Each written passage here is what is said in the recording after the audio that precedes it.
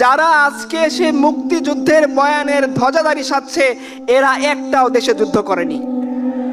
শাহরিয়ার কবির দেশে যুদ্ধ করেনি, প্রথম আলোর মতির বাবা যুদ্ধ করেনি, ডেইলি স্টারের বাবারা যুদ্ধ করেনি। আর যাকে মুক্তিযুদ্ধের পিতা বানানো হয়েছে সে পাকিস্তানের কারাগারে থেকে সুবিধা ভোগ করেছেন। তো অথচ তাদেরকে দিয়ে আমাদেরকে প্রমাণ করা হচ্ছে যে আমরা এই জমিনের কেউ না। বলে তোমরা পাকিস্তান প্রীতি, না, পাকিস্তান নামক রাষ্ট্রের প্রতি আমাদের কোনো প্রীতি নেই, বরঞ্চ তোমাদের ভারত প্রীতি আছে, সেইটাকে ঢাকার জন্য তোমরা আমাদেরকে এই কথা বলো। আমরা বুঝি, আমরা পাকিস্তান এম্বাসি চিনিও না কোথায় আছে। তোমরা যে রেগুলার যাতায়াত করো সেটার প্রমাণ তো পাঞ্জাবের ছবিতেই বের হয়ে আসে। তাহলে যারা আমাদেরকে বলে এই দেশ স্বাধীনতার কথা, স্বাধীনতায় তাদের কোনো অবদান নেই। যারা আমাদেরকে বলে এই দেশের সুরক্ষার কথা, সার্বভৌমত্বের কথা, এই দেশের সার্বভৌমত্ব রক্ষায় তাদের কোনো অবদান নেই। আপনারা যারা আছেন সেকুলার যদি কেউ থাকেন, বিডিআর বিদ্রোহ কোনো হুজুরের নেতৃত্বে হয় নাই।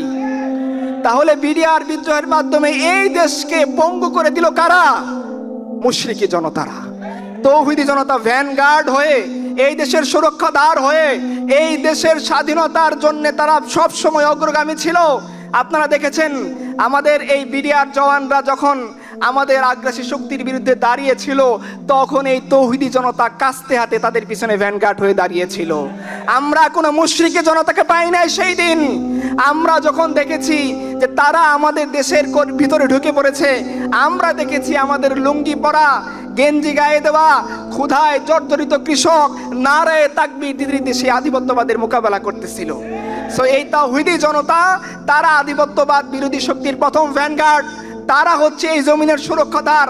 তারা কখনো গোলামির চুক্তি করে নাই, তারা কখনো নরেন্দ্র মোদীর সাথে হেসে হেসে ছবি তুলে নাই, তারা কখনো এই দেশের করিডোর দেওয়ার পক্ষপাতী ছিল না, তারা কখনো আরাকান আর্মির পক্ষে কথা বলে নাই। তারা না দিল্লির গোলামি করে, না ওয়াশিংটনে গোলামি করে, না কোনো এলাকার গোলামি, বর্তানিয়া, ব্রিটেন, কোনো ফ্রান্সের গোলামি করে। তারা এক আল্লাহর গোলামি করে এবং সেই আল্লাহ তাদেরকে শিখিয়েছেন যে মুসলমানদের কোনো জমি, 1 বিঘত জমি যদি কুফাররা দখল করে তাহলে তোমাদের উপর যুদ্ধ ফরজ হয়ে যায়। তো তৌহিদি জনতা এটা লালন করে। আপনারা উগ্রবাদিতার কথা বলেন, উগ্রবাদিতা এই আইডিওলজির মধ্যে নেই। কিভাবে সম্ভব? প্রথম আলোর গমকে জিজ্ঞাসা করেন, যে আদর্শ তার জমিনের নিরাপত্তায় তাকে রক্ত দিতে উৎসাহিত করে, এটা উগ্রবাদী না এটা শান্তিবাদী? তারা উগ্রবাদিতা থাকা, অথচ আমরা দেখতেছি উগ্রবাদ কাকে বলে।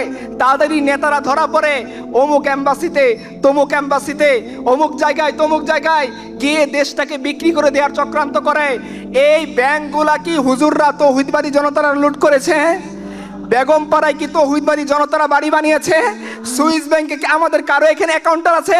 তাহলে দেশকে বিক্রি করে দিল যারা, তাদের বিরুদ্ধে প্রথম আলো কথা বলে না। প্রথম আলো সদ্য দিন পালন করা উঠতি তৌহিদি জনতা, যে তার রবকে চিনতে পেরেছে, যে তার মাবুদকে চিনতে পেরেছে, যে তার রসুলকে চিনতে পেরেছে, তার হৃদয়ের তরপানুর কারণে, হৃদয়ের দরদের কারণে রসুলের ইজ্জতের হেফাজতের জন্য নেমে যাচ্ছে। প্রথম আলো নিউজ করতেছে তৌহিদবাদী জনতার তাণ্ডব। আপনারা দেখেছেন না? হেফাজতে ইসলামের আল্লাহ আমাদের উপর হয়তো এই কারণে রহম করেছেন। ভাই, পৃথিবীর আপনি ইতিহাসের সদ্য আধুনিক ঘটনাগুলো দেখেন, আপনি হয়তো পৃথিবীতে এমন কোনো ভূখণ্ড খুঁজে পাবেন না যে ভূখণ্ডের মানুষরা শুধু একমাত্র আল্লাহ রসুলের ইজ্জতের জন্য এত পরিমাণ, একদিনে এত পরিমাণ কুরবানি দিয়েছে।